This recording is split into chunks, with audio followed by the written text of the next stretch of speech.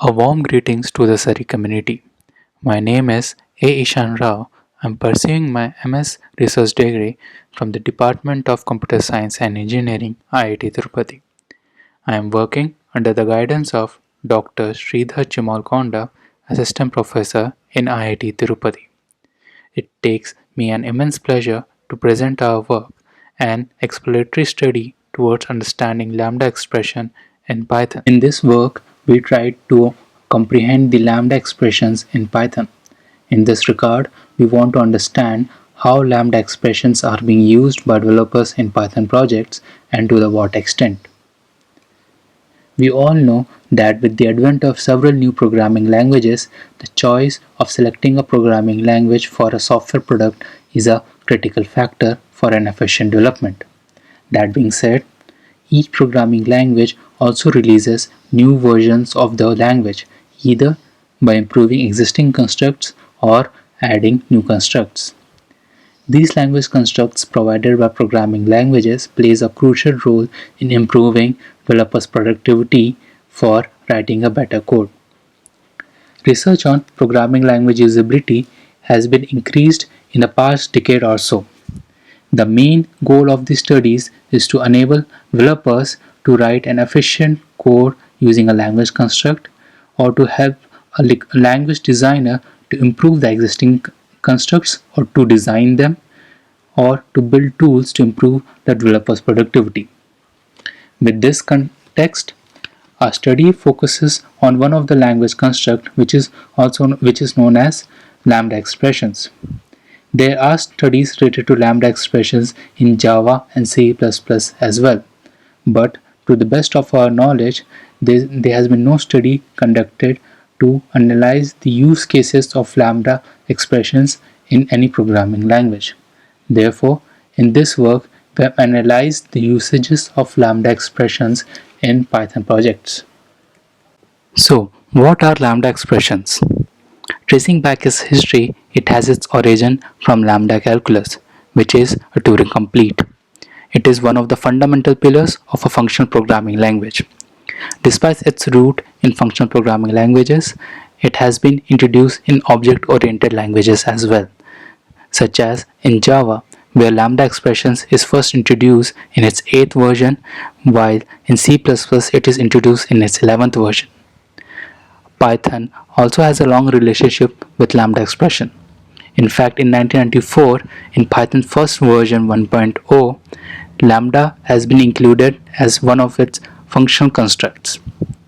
In Python documentation, it indicates lambda expressions, sometimes also called as lambda forms, to create an anonymous functions. Some of the features of lambda expressions are it consists of a single expression. Syntactically, it is very light as these expressions are small and crisp. These expressions are invoked for a limited number of time in a program. Therefore, a syntactical lighter construct is a better option than writing a full-fledged function. It is also used as a function object, which can be used as a function argument in other functions. It can also refer to local variables along with its own argument, which are present in their scope of its definition. Here are some of the examples of lambda expressions in Java and C++. As you can see in figure 1, a sort function has been used for a compare function in which two objects of dog is being compared based on their weights. These five lines of code is converted into one line of code by lambda expression, while in C++, to update two different variables, that is x and y, a lambda expression has been written. In this, square brackets represent a capture list, a parenthesis represent an argument list, and a curly braces represent a function body. In this slide, we're going to discuss about the syntax used for a lambda expression in Python programs. First, f, which is a functional object which stores the resultant output of a given expression. Lambda is a keyword which is used before writing an lambda expression. Arguments. The arguments can have a single argument as well as multi-arguments. In multi-arguments, basically separated by commas. A colon is used before an expression to indicate the compiler that expression the next token is going to be a statement. An expression is a single line expression which returns an object as its output. Here are some of the examples of lambda expressions used in a Python program. As you can see, given a list, a lambda function is being used to lambda expression is being used to double the value of each of the list, while in another case, given a list, lambda expression is used to filter out even numbers. Here we are going to discuss some of the related studies done on lambda expressions given in the literature. After the inclusion of lambda expressions in Java 8, there were questions raised related to its usage. One of the important questions asked was how developers have adopted functional style of thinking and what are the reasons that motivate Java developers to adopt a functional programming in an object-oriented settings. In this regard, a group of researchers conducted an empirical study on 241 Java projects to understand the adoption of lambda expression among developers. They found that there has been increased adoption rate of this construct.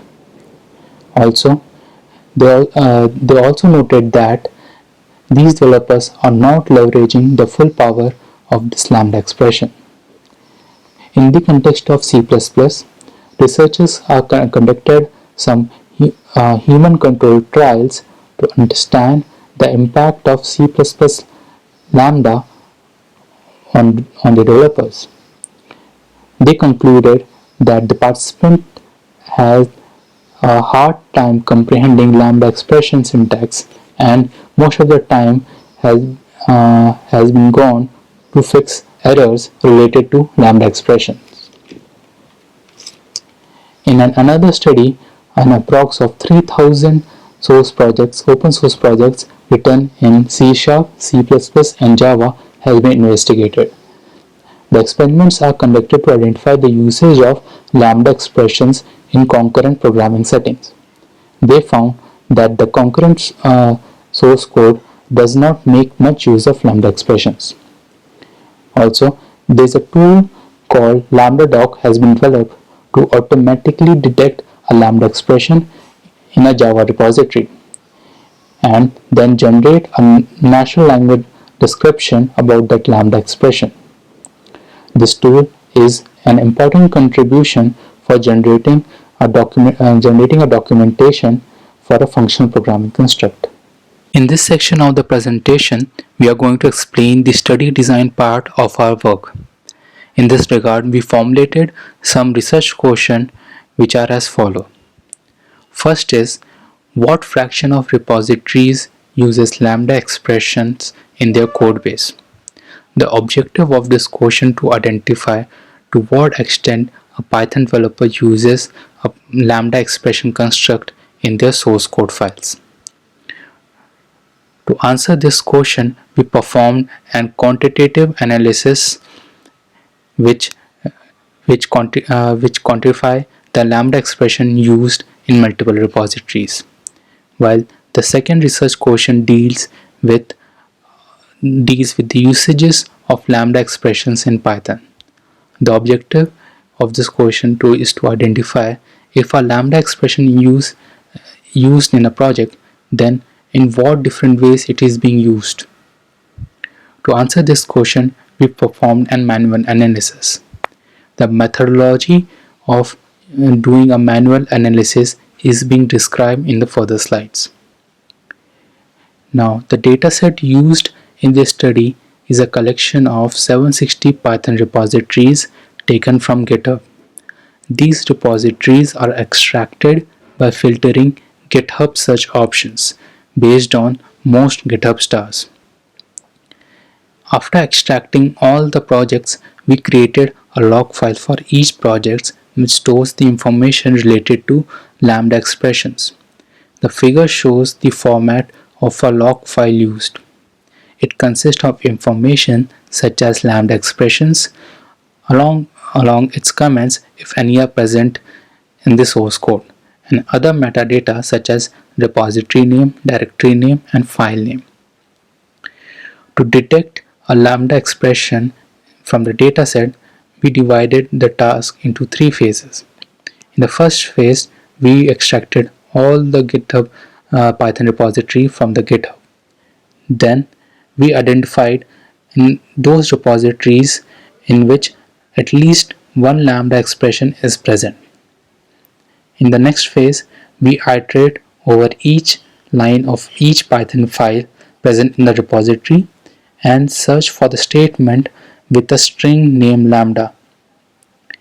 Then in the next phase, the results are stored in a log file. The figure gives an overview of the methodology used for curating the lambda expression. As stated earlier for research question 1, a quantitative methods are used is performed on the dataset to understand the usages of lambda expression. While RQ2 is a manual study where we have selected top 15 repositories from the dataset based on most GitHub stars. The reason of selecting these 15 repositories is because the stars represent the popularity of those projects. The more the popularity, the more the contribution has been seen in those GitHub projects. That is the reason why we selected those 15 repositories. Then, to categorize the lambda expression present in these 15 repositories, we took the help of the available documentation such as source code comments and present in the source code and other internet resources. Then we recorded distinctive reasons for each lambda expression categories. Here is the list of 15 repositories which we have used for the manual analysis study, which are sorted in ascending order based on sorted in descending order based on their number of stars. The results of our studies are as follow. With respect to RQ1, which is a quantitative analysis done on our data set, we found three observations. The first observation tells us that 78.57 repositories from the database, that is around 597 Python projects, uses lambda expression in their code. It is an encouraging number suggesting that developers do not avoid lambda function, and there is a requirement to identify the practices of using lambda expression. In our second observation, which tells us about the distribution of the project in our dataset, we have found that around 90% of repositories are having GitHub stars in the range of 0 to 10,000. In figure 5, we can observe this distribution. However, this distribution of the project is not surprising, as only some repositories in the GitHub receive most of the attention rather than the majority of the repositories. In our third observation, we try to correlate project GitHub stars with the number of lambda expressions instances. From figure 5, we observe that the cluster of lambda instances ranging between 0 to 500 come from the repositories whose stars are in the range of 0 to 10,000, while repositories having stars more than 10,000, their lambda instances reduce to 0 to 200. While we also have seen few repositories where more than 500 or 1000 lambda instances has been observed. Even though the distribution of project is uneven based on the GitHub stars, however, we can infer from these observations that few developers are trying to leverage this functional programming construct to the full extent.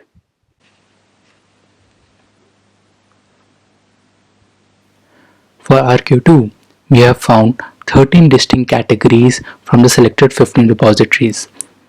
These categories are basically different use cases of Lambda expression used by developers in these 15 repositories, and a total of 5,609 Lambda instances has been recorded. We classified Lambda expression either as a new label or already existing label based on the functional similarity. These categories are as follows. For each of the category, we gave a small description along with an example. Our first usage of Lambda expression is functional argument. Generally, a temporary function are used as an argument in other function, which is also known as callback function. These callback functions are declared using Lambda keyword. A temporary function is used when it is called once or twice during the whole execution of the program. Our next usage of Lambda expression is to create and multiple instances of a function. In the given example, the method name powers can act in two different ways, that is, first as a square function and as a cube function. Our third usage is an iterator. Basically, an iterator is an object which represents a stream of data and returns one element at a time. Lambdas are used as an iterator function which can be passed to many built-in function and user-defined function. Our next usage is Unicode function. Unicode functions are one of the ways to encode the source code into different encoding format, and this can be achieved using Lambda expressions as well. Lambdas are also used in return statements when a developer needs to return a function as a result. These return functions are basically anonymous function and return as a function object using Lambda. Our sixth usage is using Lambda expression is to analyze an object to some default value. For example, a list or a dictionary can be initialized to 0 or any other default value using Lambda expression. Our seventh usage is dummy functions. A dummy function are the function which returns none to its caller. And to create such function, Lambda expressions are being used. To create a default function, also we use Lambda expressions. These default functions either return true or false irrespective of its argument. Our ninth usage is related to user interface tasks. We observe that for user interface related tasks, Lambda expressions are used quite often. For example, when an action is performed in the UI, the logic is generally redirected to another function, and Lambda expression here used as a redirecting mechanism to change the flow of the program to the other function. A tenth usage is algebraic operation. For basic algebraic operation, developers sometimes create a whole function, but the task is reduced by using single Lambda expression also. That's why for simple algebraic operation, a Lambda expression can also be used. With respect to exception handling, Lambda expression are also used. In this context, it is used to set an exception for a function for some known errors. In an asynchronous setting, a program runs on a central event loop, which is a bit of core code that is let us run several code routines at once. This asynchronous function comes under this coroutine. For example, instead of waiting for an HTTP request to finish To finish before continuing execution with asynchronous coroutines, we can submit the request and do other and perform other functions that is waiting in a queue. Our last category of usage of Lambda expression is related to web-based tasks. Lambda expression used to set default IPs, default IP addresses, or create a server function, etc. In this figure, we documented a use case of Django repository. Here we list out all the different type of Lambda expression that has been observed in the Django repository, and notably function arguments and multiple instance of functions has been used the most with respect to the other repository, with respect to other categories. Next, we are going to discuss about the threats to our study. First, the categories identified here may not be an optimal, as there are no existing categories available for the classification of Lambda expressions instances. Some categories may overlap with each other, or maybe these categories are not sufficient to cover all instances. Also, for this study, we haven't included any of the developers from the mentioned repositories. These results are generic in nature, however, a domain-specific study might generate a different result. And at last, the uses defined here are limited to these 15 repositories. So, to summarize our work, we try to understand how Lambda expressions are used in the Python projects. To the best of our knowledge, this is the first study to categorize usage of Lambda expressions. We have found considerable evidence suggesting that that developers do use Lambda expressions in their project. And we have identified 13 different use cases of Lambda expressions by performing manual analysis on 15 repositories. The work can be extended by improving the existing categories or adding new categories. A survey has to be conducted on developers to refine these use cases as well.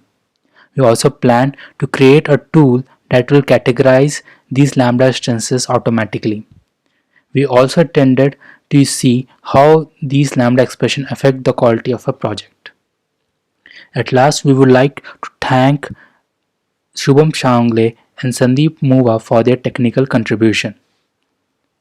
And we also want to thank SERI committee for giving us a wonderful opportunity to showcase our work.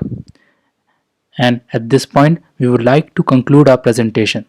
So thank you for your patience listening.